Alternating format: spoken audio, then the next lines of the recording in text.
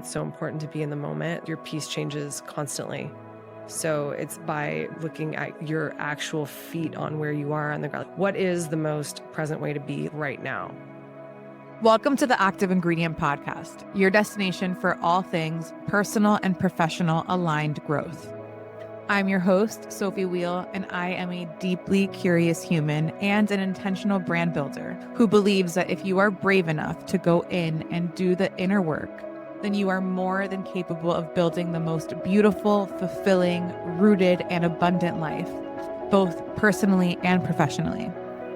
I myself am on the journey of co-creating a life and a business that feels extremely aligned to me, and I'm chronicling my journey here while also sharing any and all insights, tools, and stories of inspiring and alive humans that can help us along the way. I'll leave you with my favorite quote by Howard Thurman. Don't ask yourself what the world needs. Ask yourself what makes you come alive, and go do that. Because what the world needs is people who have come alive. Welcome to Active Ingredient. I am so glad you're here. Hello, welcome back to the Active Ingredient Podcast. I hope that you're doing great. I am so excited for you to listen to this week's episode. It is so powerful and honest and vulnerable. And I'm going to try to keep the intro short because I do want you to get straight to the conversation.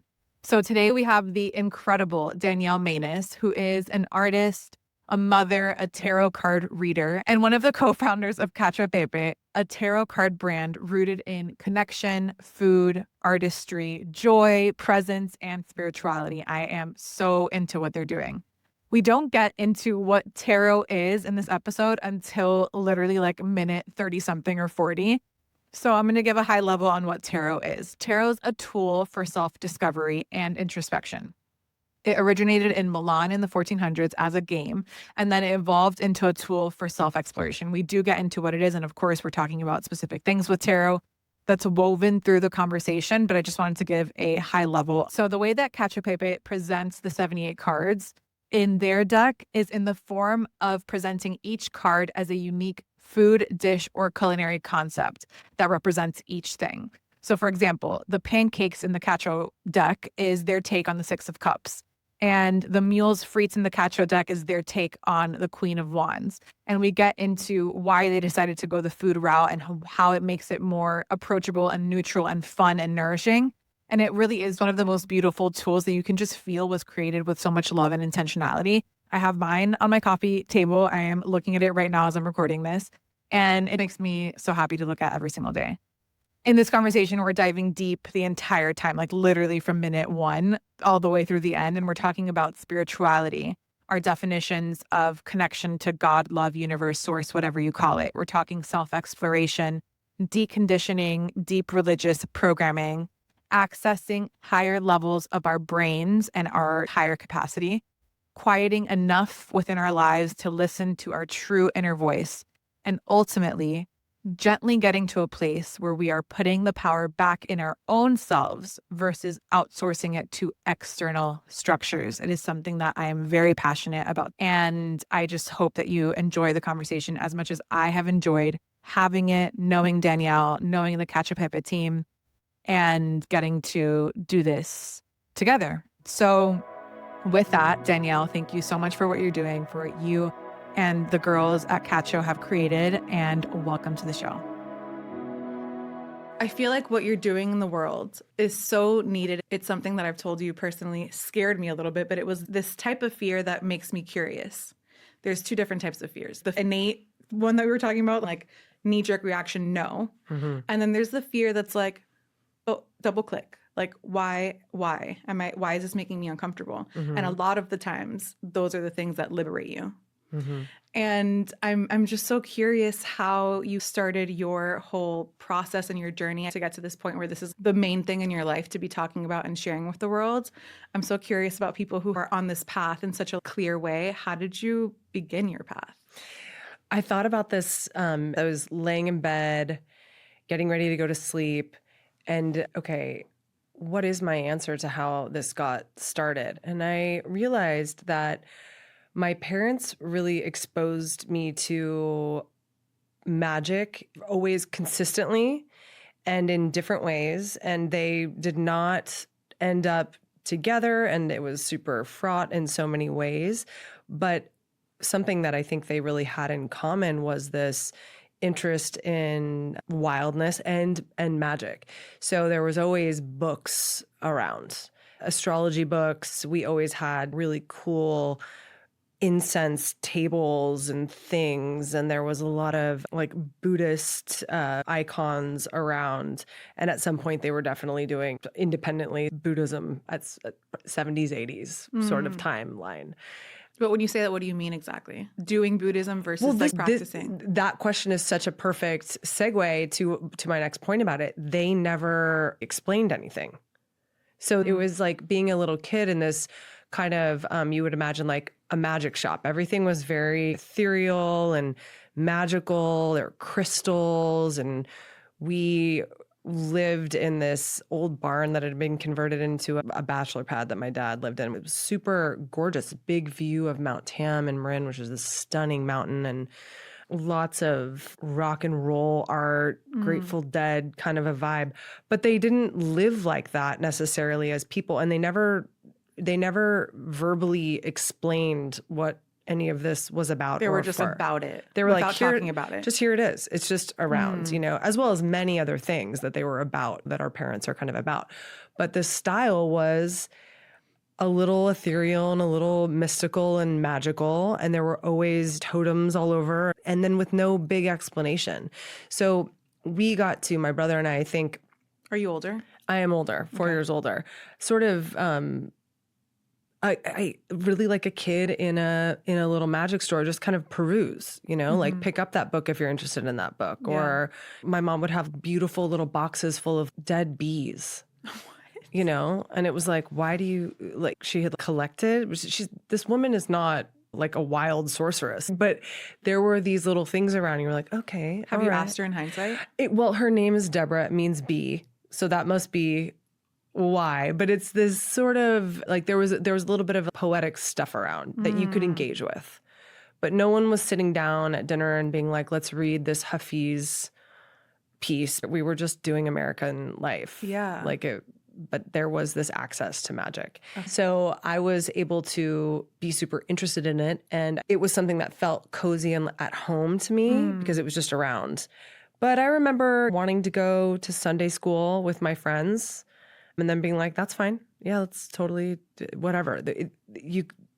No religion was wrong. No belief was wrong. We didn't talk too much about it. It was just like, that's fine. Like, whatever. That was my norm. And they were so... And like the people that were around you, the same, I guess, like they were going to Sunday school. Some were, but not the majority. Not the majority. There were a couple kids that did, and I thought that was really interesting. Or there were a couple kids that had a Hanukkah party, and I was like, want to know all about that. Want to dance the hora with your aunt.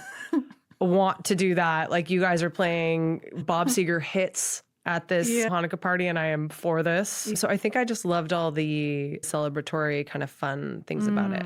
So I remember I created a meditation table in my room at age 7. Okay. And my parents were like, okay, like, whatever, and really I was just like every kid. Your parents are like, whatever. I just wanted to collect matches and crystals, right? I wanted to be having candles and lighting stuff up. Did I know what I was doing? Absolutely not. These were like my toys as kids. I was just kind of getting to like play with it.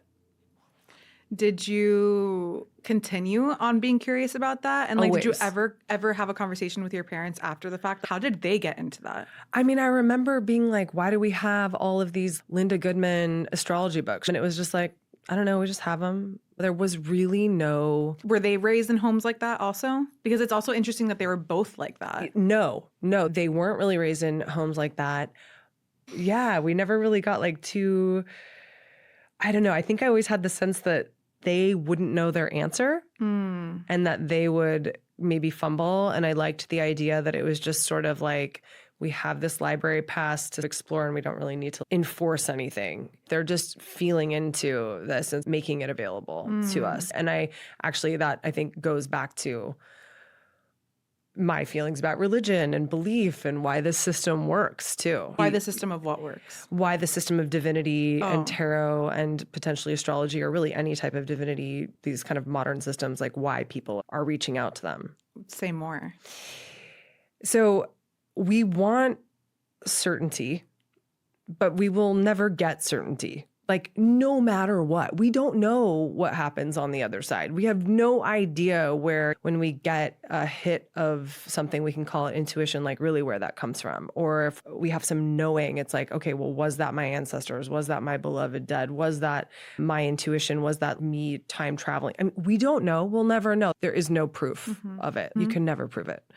So jumping to, I guess, a little bit of my belief system around it, I think that we are here to continue using the higher centers of our brain as much as we possibly can. We didn't always have this amount of brain power that we have now. It used to be mostly amygdala responses down in the brainstem, and we've evolved to have this neocortex where we do this logic and this reasoning.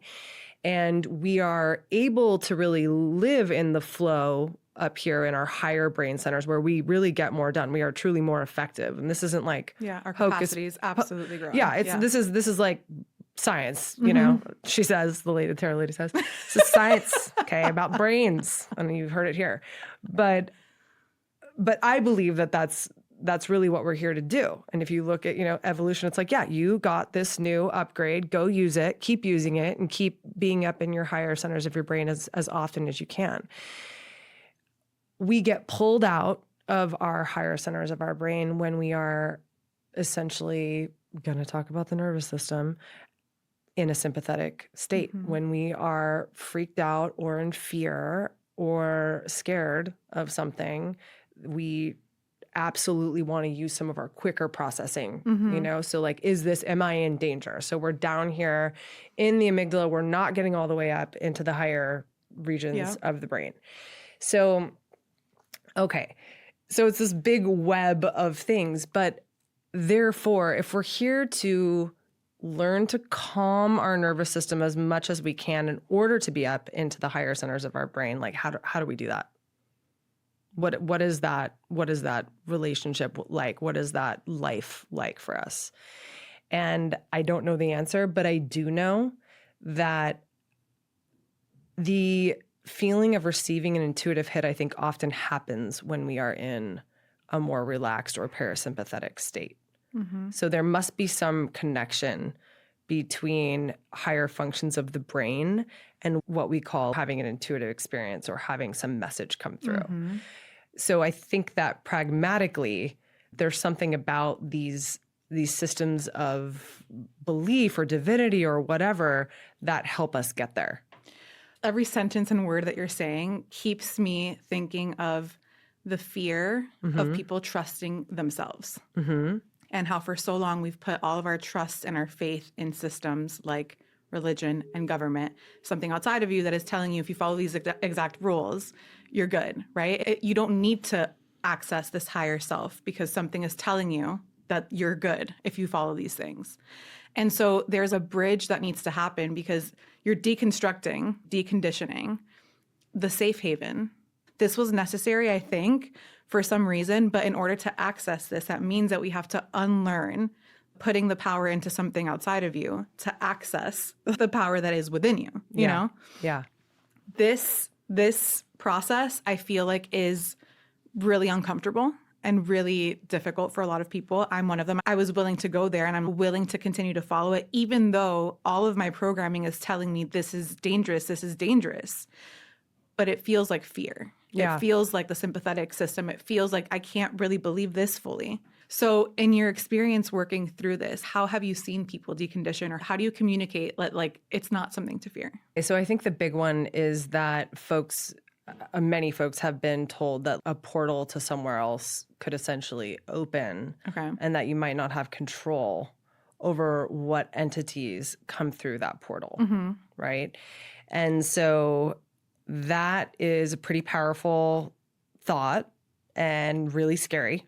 The idea that you could open something that you're not qualified to close and that you may have something come through that portal. But even as you say that, if you're qualified to open, wouldn't you be just as qualified to close? Well, I think a lot of the stories that I hear from folks who say I went to Catholic high school for like 5 minutes. So I know some. And you weren't conditioned in those 5 minutes? I was They like, didn't get you? do you have the papers that say I don't go here anymore? They're like, your mom needs to sign them. I'm like, of course. She'll sign them shortly, and shoved them under the door and like went to a different school the next day.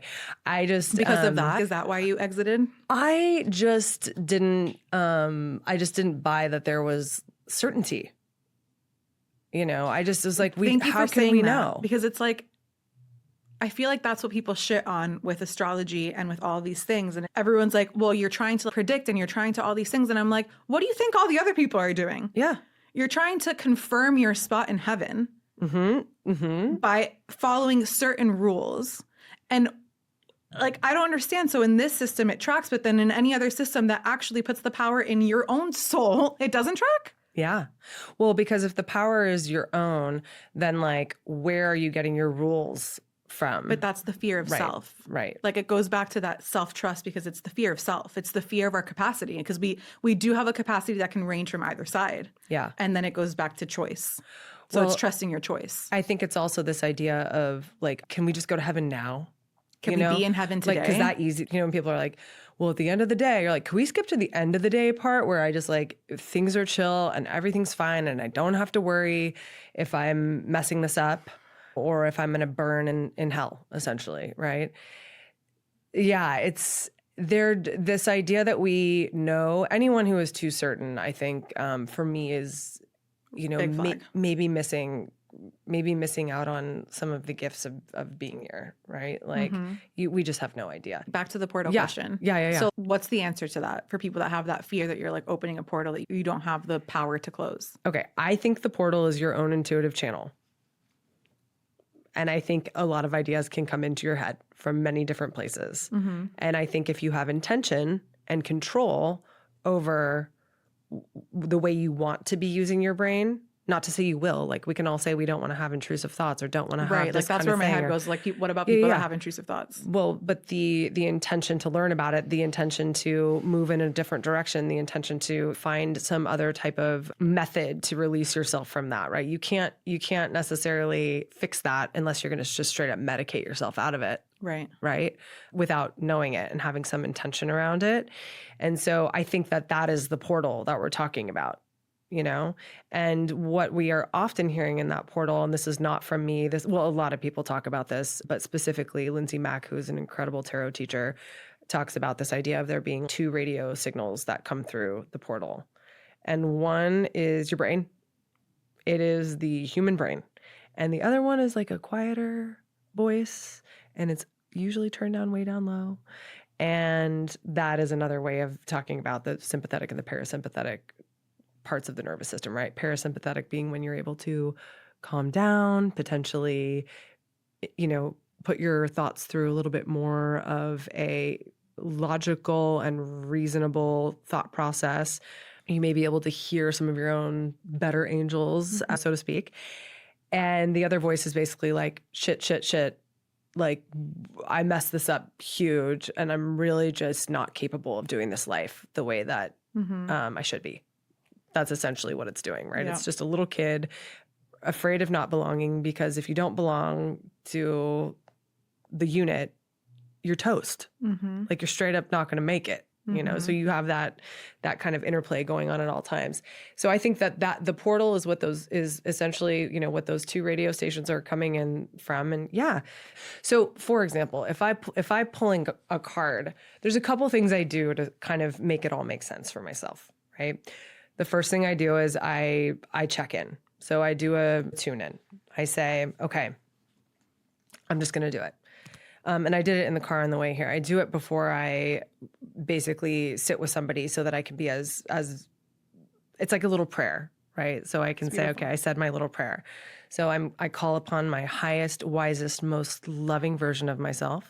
I call upon my inner animal, my inner child. I call upon my inner parent and my inner elder. I call upon my well ancestors, only those who come in grace. I call upon Do you my feel the other ones? beloved dead. Well, we'll talk about it because, it's like maybe who we don't know. And I call upon any entities I have contracts with, known or unknown to me, but only those that wish me the most loving and smoothest of evolutions. And then we're off to the races. I have a physiological response to that. Truly, that is beautiful. And in that, this is my Moana thing, by the way, because I think all of those different things that I just called upon are in that stunning piece of art. Everyone, please watch Moana. Watch Moana. Oh Watch my God. and really pay attention to Moana. Yeah, and truly. what it's really about. I mean, what it's really about is that we get messages from all sorts of different places. Maybe though it's just us. Maybe we are just hearing our own selves. And maybe the message just feels more loving if we think it was our grandmother who passed to the other side, who's sending it. Maybe. Take it to a crazy level, but it's it is all us. It's all one thing. And Yes. it's just the different vehicles that make you feel a certain way or make you have a different type of resonance. But it's a recognition of the self and all, which is one thing. Well, and that feeling and that resonance that you're talking about, Sophie, is what I believe is, we do know that our nervous system has evolved to regulate around social comfort. Mm-hmm. We know that. And if you think about the way that we socialize now, we're not always in the same room with somebody, right? You can even just have a feeling about somebody, almost a conversation with your own self about that person. It's so weird. It's right? so, yes. That calms you, that actually puts you into a place where you might reach what we refer to as a flow state, right? So if it feels good to feel like you're receiving some type of message from your dear friend Ash, who lives in Portland right now because you saw something that reminds you of her, then use that. Are you tapping in together at the same time? I don't know. I know it's we don't want to be so certain, but it's I have seen it play out so many times. With my best friend, it happens to us all the time. We zing, and me and my mom too. There's a zing that happens, and it's in the exact moment we call each other, or in the exact same minute we text each other the same exact thing. That happens often for me. And how does that make you feel when it happens? Connected. Right. And an exhale, and also a whoa. Well, factor. and that exhale is again back to the pragmatic side of pragmative is the new word. I'm going to go with it, but that is what I think might let us. I don't know. It could be that you're that's going to let me do my taxes better today because I am now in a who knows what. But it works for you. It serves you. It's working. Yeah. Right. So I set that little intention and I say that little prayer because so I don't know if my beloved dead are on the other side. I'm disconnected from a big chunk of my ancestors because I was partially adopted on one side. I don't know, right? I only want them coming in grace if they're going to come, right? I don't need there to be any, not just because folks are dead doesn't mean they evolved all the way through on their time on Earth. You know what I mean? There may be some stuff I'm not looking for some feedback or support from many ancestors. Look at those boundaries, those transcended boundaries. Sure. This is what I'm saying. Right. So yeah. I also like the idea that you can make boundaries. I like that idea, and so I think that helps my brain function better. It helps me be a better mom. It helps me be a better creator. It helps me be a better partner. And if that's what I'm doing here in my day-to-day, then it's working, right? Then my tarot practice, my spiritual practice, my astrology practice, whatever, it's working. And when you go to get specific feedback, so once you say your boundaries and your intentions, then you can go and say, it could be as simple as what am I being invited to pay attention to today?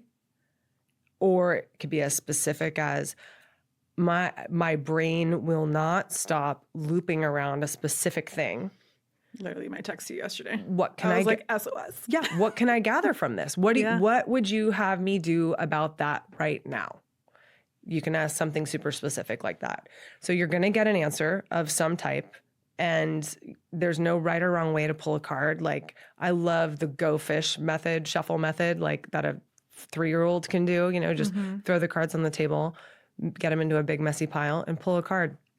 Now, if you've got a practice that does make you feel centered and does make you feel like you're maybe going to enter a flow state, okay, then the worst thing that can happen is you're going to pull a card. Say you pull sushi, all right? Sushi is our 8 of Pentacles, and sushi is all about recognizing that the drudgery and the hard work of life sort of is its own meditation, that we're here to work toward our work, and that just chopping wood and carrying water is enough. That's part Was one of the references for that Hero? No, it wasn't actually. Have you seen it? No. Oh my God. Is that? It's like, I mean, it's a beautiful, beautiful documentary. I highly recommend it, but it feels exactly like that. Wait, you mean Jiro Dreams of Sushi? Yeah. Oh, yeah. No, Jiro's in there. Oh, it's I thought you said Hero. Yeah. Oh, am I saying it wrong? I think it's Jiro Dreams. Jiro Dreams of Sushi. This whole time I've been saying Hero Dreams of Oh, Sushi. it's absolutely in the works cited. 100%. Okay, because as you were saying it, I was like, this literally feels You were like, exactly. have you heard about the movie about sushi? You're going to get a message from the deck. And I would argue that if you have put yourself into a place where you're feeling the positive vibrations of reaching out to all those that might help you out there, and you've said, and I don't want anything that isn't loving and helping me grow. Okay. Now you're set to look at whatever message comes through and figure out how you can apply it in your brain, right? And it will be helpful. So tarot is... Wait, I do want to... Yeah. We definitely need to also give high level what is tarot. Yeah, but before we get into that, you keep saying like loving energies, loving ancestors, loving all of these things. And I know that my religious background is the one that's asking this question, and I need to just ask it. Yeah. Define love, Okay. because a lot of these systems define love in a way that feels like fear. So how do you define love? Okay. Love is the dead ass opposite of fear. Thank you. Thank you. That is just what it is. If you feel fear, question that. Yeah. It's like, my God, Caroline Mace, have we done? Okay. She's one of my absolute favorite people out there, and the Cacio, Pepe, Megan, and Lindsay and I all say that we are essentially in the cult of Caroline Mace. She's into Don't scare my medical religious listeners with cults, please. Call your dad. That's my favorite murder reference. She is a medical intuitive, been on Oprah since the 90s, and does these excellent quick definitions of like, what is God, what is love? And her take on love and fear is essentially like, it's actually a little bit of a food metaphor, of course, just like Cacio e Pepe, but she's talking about, okay, you're in the grocery store. It's down to the decisions that you make in the grocery store. Every single decision that you make every single day is either love or fear. It is never somewhere in the middle. It is always one of those two things. And it's not to say that when you choose to get the frozen pizzas that you're doing fear, right? Because that would be the sort of, we would go straight to like, oh, okay, well, so now I'm going to be like a little lazy or a little this or a little, You can get like into perfectionist mindset. Yeah. Absolutely. Totally. It's about taking a minute to really assess, am I freaking out? And basically stopping there and making my decision out of fear? Or am I like, no, this is going to be a whole thing. It's actually coming from a loving place. So, and I always go back to the body. I feel like if you don't know what to call it, checking into your actual body, and if it feels like it's like a soft shoulders down, exhale, lean forward, it feels like love to me. yeah. Yeah. And if it feels like a contraction, like a uncomfortable tightness, it feels like fear to me. Those two things are how I discern what's what, because sometimes you can get confused with what you grew up learning or words or whatever. And I'm like, go to your body. Like, how does your body feel in this thing and the opposite of that? What is it? Yeah. Well, the body is the perfect pragmatic tool that kind of prove like that's where we can get all the proof that we can't get anywhere else, to your point, right? Yeah. It is the pendulum. The other thing that's so cool about the body is that you can just add a dash of time, right? A little bit of a pause, give yourself a little bit of a moment to really find out where something sits so you can come back to it. I love that you said that, because that was actually my exact experience with Cacio. So you sent me the deck. I opened it and I had it on my media stand. And every day I was just like looking at it. So I just sat with the deck and I was just giving myself that space to just sit with it, see how you feel. And every day I was getting more and more like shoulders down every day. Until I got to a day where I was like, just open the deck and see how you feel. And I did. And I was like, this feels nourishing. The word was nourishing. It makes me like emotional, but I'm like, I'm so glad that I gave myself that space, you know? Yeah. Yeah. Can I ask you a little bit about like what stories are in your head about the word tarot, for example? Like, well, I mean, that's just like an absolute no in Catholicism. Yeah. You know what I mean? It's like a big fat, like you're tempting the devil. It's like you don't believe in God if you're practicing any of those things. Feeling is like you're going off path. But what path? Like, did this path ever resonate with me? But the feeling is that, and there are so many things. It's like anything that I feel like is self-empowerment, or you are the one that can actually discern for yourself and you can actually trust yourself. In the system of Catholicism, I feel like is very much a no, but tarot is definitely one of those things. Astrology is one of those things. Like, I don't know how much you know about Catholicism, but that is like at the core of it is like any divination tool. Is that how you say it? Divination? Yeah. Is a no. Yeah. Yeah. And it's like activating. Yeah. I'm so glad you like, because I just felt like I was like next to you in school or something as you were experiencing that. You know, what's interesting is I actually don't have a bad feeling about Catholicism personally. I don't, because I wasn't entrenched deeply in a way that it ever hurt me. And I feel like there's a lot of mysticism. Totally. Well, now in like the healing process, I am able to look at it through that lens. Yeah. But there's a lot in there that is very much from a controlling. Yeah, absolutely. I think I'm going to go back to Caroline Myss. Her definition that she gave Oprah. So this is not me. This is like, you know, from Caroline Myss to Oprah, but Mace to Oprah. Oprah goes, "What is God?" And she's like, "Oh, I love God." By the way, I love God. Same. I bet I say God and universe because Yeah. God from a Catholic background to me feels masculine. So I always say God universe because universe feels feminine to me. So I feel like I'm saying both. Yeah. You say God universe as one. Yes. Whoa. Every love day that. I say God universe, please use me. I always say it together because I'm like, if I just say God, it doesn't feel complete. I really love that. I've not heard that.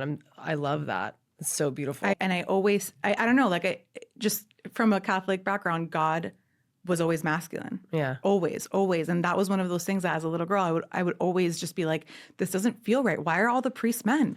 Yeah. Like, I don't understand. Like, I was just like so confused as to why is there so much more power on one side than the other? Yeah. So still, God universe.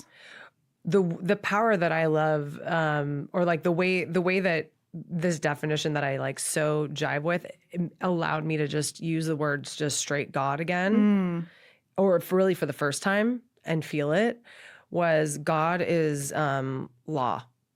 God is the law. And that's how Oprah responds exactly, by the way. She goes, law. I listen to it like several times a year. But God is law in almost the same way that like the definition of karma would be explained. It is like the law of the universe. Like, you know, if we run in this direction, we're going to off balance this thing. It's like the way the world works. God is like the way that the world works. It's the way nature works. It's the way our brains work. It is the structure of our like physical planet and all of the invisible things behind it that are working, and how it's just so powerful. It's the machine of like human life. But that still feels one-sided to me because God is law and God is freedom. Yeah. So those two things, it's the yin and the yang. Yeah. Like you both. Yeah. So it's like, yes, it's law. And I guess you could say that freedom is a law. Yeah. Well, I think that falls into it. Like, I think freedom is a law. I think it's like all this stuff we have questions about that we try to control is God. And we will never be able to control it. Right? We live within it and we dance around it and under it and through it and all of that. But it is something that we will not fully ever understand. But it's really powerful and it's in charge. It's doing stuff, right? It's it's running It's everything. the only thing that is. It's only right. And so, yeah, so I would argue that, yeah, freedom is under the title of like You see, like even that the to way me, things I work. see, because I see freedom as a feminine energy and I see law as a masculine energy. Mm. And so it feels like the same thing, like the woman being birthed from the man. Like it doesn't feel like equal energy to me. Mm. To me, it feels, I think, very like neither. So that's neutral. how yeah, because when I think of law, I think of nature. And when I think of nature, I'm like, it's a lady. Yeah, when I think of this nature, is a woman, yeah. right? Nature as a woman? I mean, it's like the fertility. Yeah, like that is sort of how I, in my own mind, feel it. So if anything, I'm like secretly a girl. But Yeah. but you know, by this weird definition that I've decided works for me, it's technically neither. But I'm like, but you know, laws Totally, of nature. but like mother. Yeah, right. Like how do things come to be? You know, Right. like, yeah. Right. So I think it's a little bit in there, but yeah. We really have gone so I know. deep without even talking about what is tarot. Okay, so tarot, What is tarot? Where was does it come originally from? a game that was developed in the 1400s in Milan, France, Italy, 1400s. At a certain point, folks started saying, okay, well, we can use this for divination. What is divination? Can you describe it? So you assign meaning to some type of visual or audible message that comes through, right? So you could think of it as like programming a meaning. Like we're all going to decide that the number 8 has this energy to it. And so when our human experience kicks back that number to us, we're like, okay, how do I align what's happening in my life with this concept of what an 8 means, right? Or in the case of tarot, you have 78 different messages that are, or different topics, essentially, different like facets of the human experience. It pretty much covers the whole gamut. And so if you think of your life as this super faceted, almost like disco ball thing, it's just you pull a card and it's saying, look at it through over here, through this lens, right here. Is there anything interesting or helpful for you here? And oh, by the way, you asked for that message to come to you from a place, your intention was love, your intention was being raw enough to know that you're evolving, that you're not done yet. And you did not want to hear from anyone who was abusive in that, right? So here, go look through this window into your life, this specific one, through this filter, and what do you got? What does your brain want to do with that? And if you have done a little prayer or a process or a check-in or a tune-in that has left you feeling safe, my thought is you're going to be using your highest reasoning centers of your brain to look at this one place in your life and go, oh, okay, that unlocks It's me. accessing higher self. Yeah. Period. Yeah. Higher brain. You know, I mean, bring it just straight to like Science, higher consciousness. Yeah. Yeah. You're just using a smarter part of your head, potentially. And you got to do all kinds of whatever little tricks to get yourself there. But that's what we do all the time in every single way. I mean, that's what food is, different tricks for getting ourselves fed. Yeah. You know, different experiences, different ways of making something, different ingredients just to like keep the engine running. So first, it's cool that it came from play. Like it's cool that it started as a game. Yeah. At what point did it transition into like this meaning making? Yeah. Tarot became sort of a thing during the spiritualism movement of the 1800s, Why did that early start? 1900s. There's lots of different ideas about how that happened. But I think that one of the more helpful explanations is that we just had civil war in America, a lot of loss of people, huge heartbreak, and also Civil War tore families apart. So even living families separate from one another now, right? One person, one sibling over here, one sibling over here.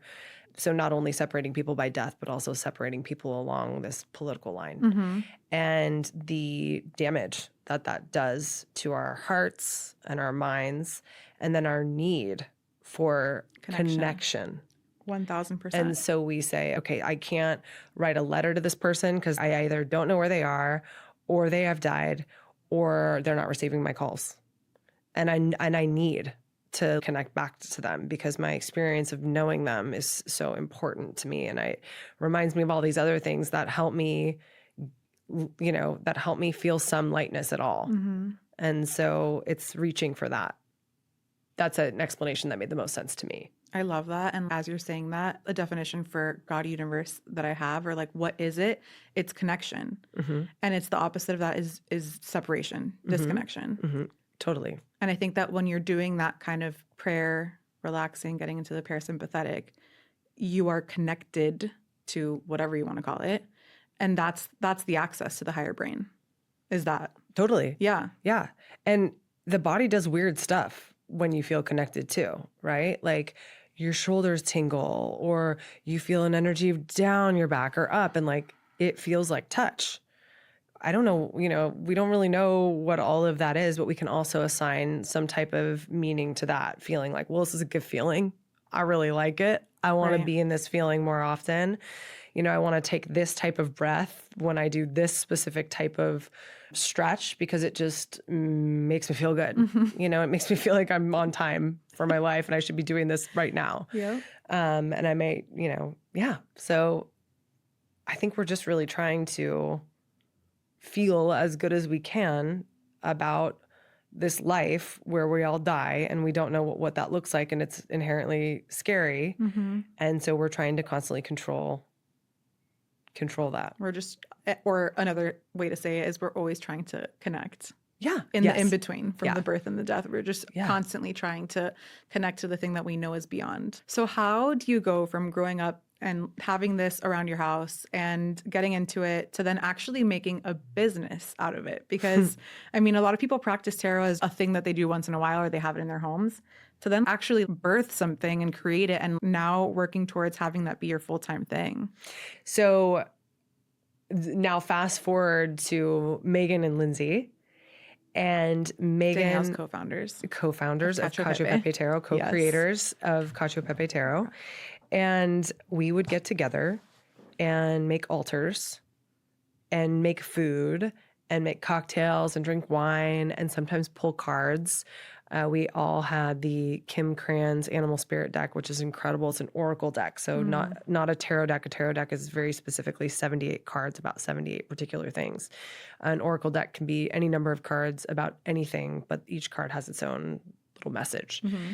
So we'd pull cards and just hang out, and then basically just incessantly talk about food, text about food all of the time. And it became obvious that we needed to create a deck of some type about food, and a spreadsheet was started. And then it took us like 5 years to really figure out what each of those 78 messages wanted to be as a food and how they would land for our human community if we were to say this is a food. It feels so connected. It does feel like it took 5 years.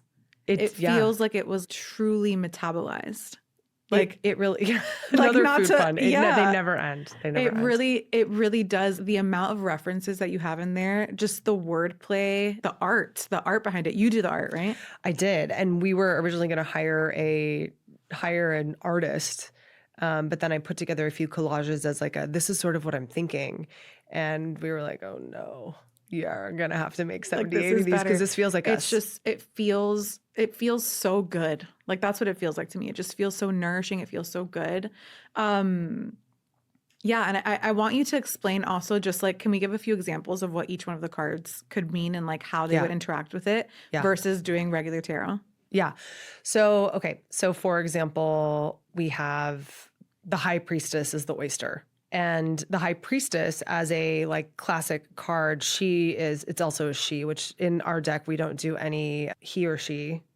And we also stay out of using human figures. We don't want this to be male or female or from any particular ethnicity. Like the food should be available to whoever wants it, right? Is kind of the idea. So the High Priestess is this being that is all about expanding your intuitive channel. That is when you pull the high priestess, you are being asked to turn down the radio dial on brain noise. You should do this, you should do that. This isn't working. Oh my gosh, this isn't happening. And figure out how to get quiet enough or tuned in enough to dial up the volume on some other voice that's coming from some other place. It's probably just yourself. Maybe I posit that you're going to hear it potentially in your own voice, whatever the message is that comes through. And the reason that that felt like it was oyster is because you have this ancient meal, right? It's like we say in the book, the recipe for oysters hasn't ever changed. You just crack that open. Of course, there's a million things to do with oysters, but it's this feeling like the moon has always been here, this ancient thing. And oysters are also really crazy. They can start out male, turn female, and then go back to male. They do this wild thing. Cool. Plus, they're also encased inside this beautiful shell, rough on the outside and pearly on the inside. So it made sense to us that the oyster would represent that. By the way, you guys, the level of intentionality behind every word in that deck, this is the level of intentionality. It's felt in every single word, comma, picture, everything. Well, thank you, because we are standing on the shoulders of some serious giants in terms of our teachers who so beautifully and cleanly were able to explain those things to us. And we named them all in the book. What we wanted to create with Cacio Pepe Tarot was something that was secretly a tarot deck for the reason that some people are scared, right? So how can you come in with something that doesn't make someone feel like they don't have enough information? Whereas we would argue you have all the information you need to understand what a cheeseburger is. If you are over the age of 2, you know what that is, right? It just feels like deprogrammed, neutral, open. Give the power back to the people and their experience in that way. That's what it feels like to me. And I think that that's why I had very little fear in comparison to what I would have probably had that not been the case. Well, and the goal is also not to say like that tarot in its original forms isn't stunning and beautiful. It wasn't about changing tarot. It was about explaining tarot in a way that everyone belongs to that club.